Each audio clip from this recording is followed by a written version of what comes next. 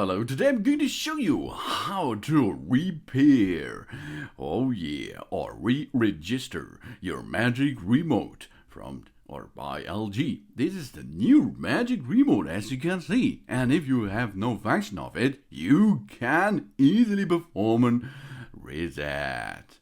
We have to use two buttons for it, the home button and the setup button. Oh yeah.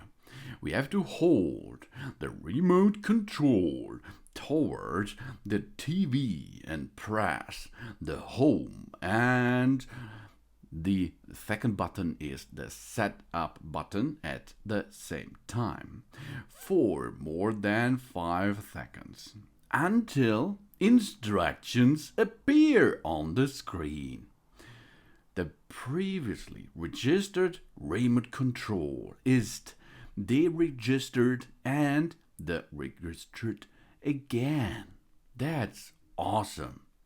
If the Magic Remote pointer does not appear on the television, we have to register it.